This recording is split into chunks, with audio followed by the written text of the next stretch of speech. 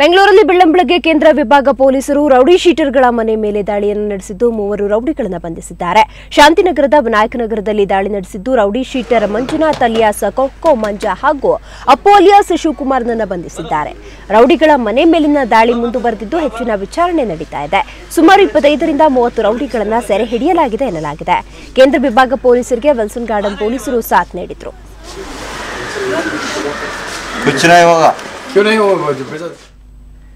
ಬನ್ನಿ ಬಗ್ಗೆ ಹೆಚ್ಚಿನ ಮಾಹಿತಿಯನ್ನು ಪಡೆಯೋಣ. ನಮ್ಮ ಪ್ರತಿನಿಧಿ ಮುರಳಿ ಈಗ ದೂರವಾಣಿ ಸಂಪರ್ಕದಲ್ಲಿದ್ದಾರೆ. ಮುರಳಿ, ಭರ್ಜರಿ ಭೇಟಿಯಾಡಿದ್ದಾರೆ ಪೊಲೀಸ್ನವರು, ವಿಚಾರಣೆ ಎಲ್ಲಿ ನಡೀತಾ ಇದೆ? ಸೊ ದಾಳಿ ಏನಾದ್ರೂ ಇನ್ನೂ ಮುಂದುವರೆದಿದೆಯಾ ಹೇಗೆ ಅಂತ?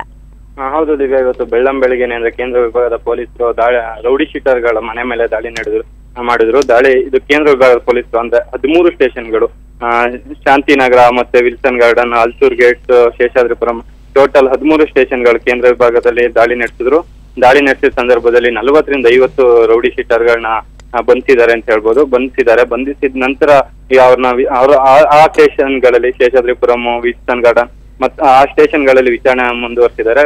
ವಿಚಾರಣೆಯ ನಂತರ ಅವರ ಮೇಲೆ ಇದ್ದ ಪ್ರಕರಣಗಳೇನಿದಾವೆ ಆ ಪ್ರಕರಣಗಳ ಮಾರ್ಗವಾಗಿ ಅವ್ರನ್ನ ಶಿಕ್ಷೆಗೆ ಒಳಪಡಿಸುವ ಮಾಹಿತಿನೂ ಇದೆ ದಿವ್ಯಾ. ಜೊತೆಗೆ ಈಗ ದಾಳಿಯ ನಂತರ ಅಥವಾ ದಾಳಿ ನಡೀತಾ ಇದೆ ಈಗಾಗಲೇ ಯಾರಾದ್ರೂ ಪೊಲೀಸ್ ಸಿಬ್ಬಂದಿ ಹತ್ರ ನೀವು ಮಾತಾಡಕ್ ಸಾಧ್ಯವಾಯ್ತಾ? ಏನ್ ಹೇಳ್ತಾರೆ ದಾಳಿಯ ಸಂದರ್ಭದಲ್ಲಿ ಕಾರ್ಯಾಚರಣೆ ಕುರಿತಂತೆ?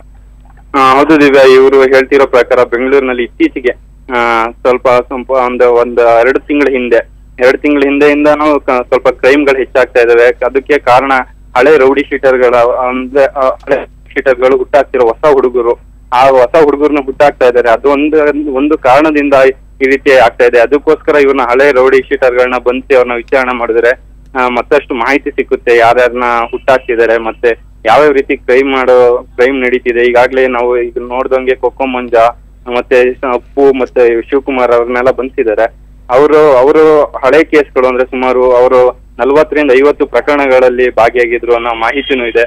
ಆ ಮಾಹಿತಿ ಎಲ್ಲಾನು ತಲೆ ಹಾಕಿ ಈಗ ವಿಚಾರಣೆ ಮುಂದುವರಿಸಿದ್ದಾರೆ ದಿವ್ಯಾ. ರೀಸೆಂಟ್ ಪ್ರಕರಣಗಳಲ್ಲಿ ಭಾಗಿಯಾದವ್ರನ್ನು ಕೂಡ ಆ ಒಂದು ದಾಳಿಯನ್ನು ನಡೆಸಿದ್ದಾರೆ. ಹೇಗೆ 40 ರಿಂದ 50 ಜನರನ್ನ ಬಂಧಿಸುವಲ್ಲಿ ಯಶಸ್ವಿಯಾಗಿದ್ದಾರೆ ಮುರಳಿ ಈಗಾಗಲೇ. ಸೊ ಒಟ್ಟಾರೆ ಆ ಒಂದು ಯಶಸ್ವಿ ಬಗ್ಗೆ ಏನಾದ್ರು ಮಾತನಾಡ್ತಾರ ಪೊಲೀಸ್ನವರು ಹೇಗೆ ಅಂತ?